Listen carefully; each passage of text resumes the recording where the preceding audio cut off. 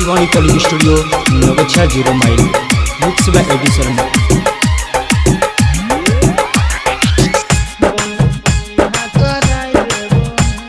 हमरा के रानी अगुआ बना गे अगुआ बना। हमरा के गोरी अगुआ बना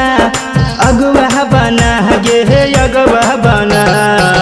बनसी से बिहा कराई देबो, लगन में डीजे बजाई देबो।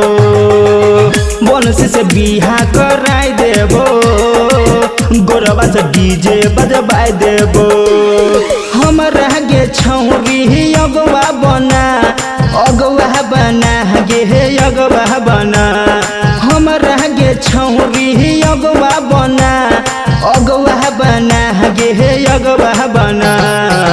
बनसी से बिहा कराई देबो, लगन में शादी रचाई देबो।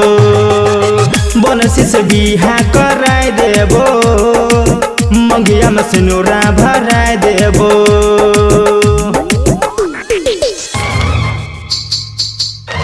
शिवानी कॉलिंग स्टूडियो नगछा 0 माइल मिक्स बाय एडी शर्मा।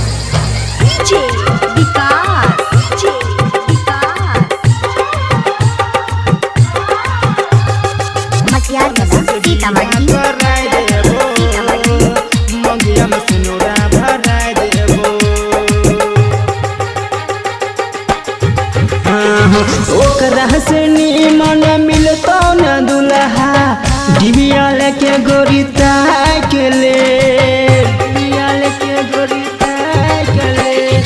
ओकरा से निमन मिलतो न दुल्हा, डिबिया लेके गोरी ताकले। साया सारी सब कीना देतो, तोरा के महारानी बनैतो। हमरा के गोरी अगुआ बना गे अगुआ बना। बनसी से बिहा कराई देबो, लगन में डीजे बजाई देबो। बनसी से बिहा कराई देबो, लगन में डीजे बजाई देबो। अगे सुना सिंगिंग बाय मिका शर्मा।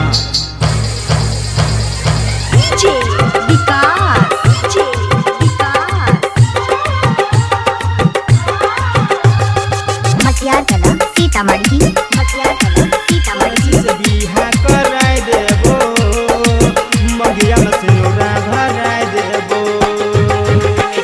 साय तोहरा कर देबो, सुनही गे छौरी मैथलिया सटहार गे।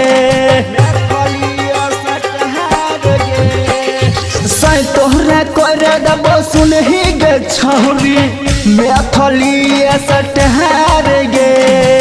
सैया तोरो वीडियो बनैतो, देखिए बार गे। चंदू यमिका से बोले न, दिल के बात कनी खोले न। बनसी से बिहा कराई देबो, लगन में शादी रचाई देबो। बनसी से बिहा कराई देबो, मंगिया में सिनुरा भराई देबो।